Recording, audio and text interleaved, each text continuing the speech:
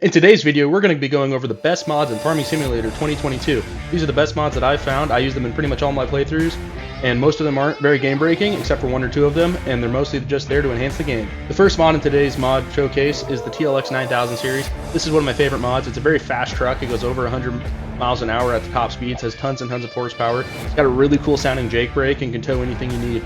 Pretty much just a one and done. You buy this truck and you're good for the rest of the playthrough. I really enjoy it, and it's fairly realistic, not super realistic, kind of that nice balance, which is what I like to find in a lot of these mods.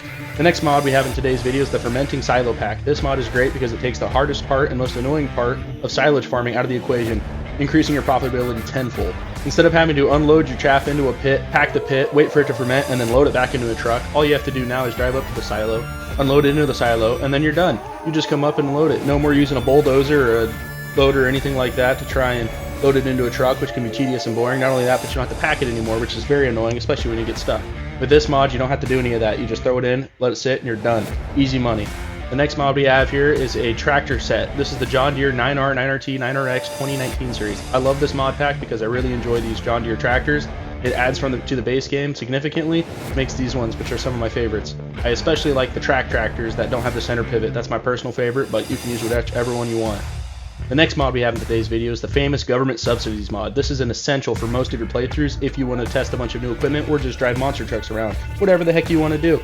Basically what this mod does is it gives you tons and tons of money for free, and you no longer have to farm, which takes some of the fun out of the game, but at the same time you have tons and tons of money. You can buy whatever you want. And it's kind of realistic because who knows? Everyone gets a government subsidy in real life, so why not you in the game? Not only that, but you can buy monster trucks. Did I mention that? It's pretty cool. Back to the realist side, today we have the John Deere S790 mod. This is a harvester mod. It's one of the bigger harvesters you can get, and it's much better than any of the ones in the base game.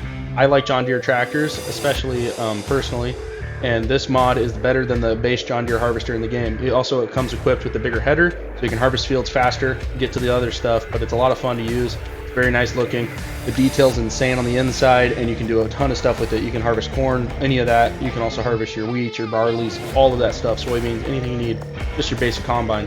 Okay, I highly recommend this one. It's I use it pretty much as the only one I use now. This next one is the John Deere 177 5NT 2022. This here's a planter. It's a pretty big planter. It harvests pretty quickly. It's not super fast, but it gets the job done. I like it. It's not one of those super big ones. It's unrealistic. It's a pretty good size, but you still get the job done with it. It doesn't come equipped with fertilizer, unfortunately, so there might be some other ones, but this is the one I like to use. It's a good seeder.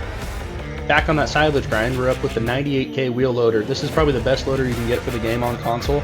It's got a really big bucket, a lot of power, and it's pretty much essential if you're going to be doing silage. I don't like using the belt systems. They're tedious and a pain, and when you're trying to pack the pit, you get stuck all the time. This thing's great for getting them unstuck, and you can unload and unload trailers very easily with this.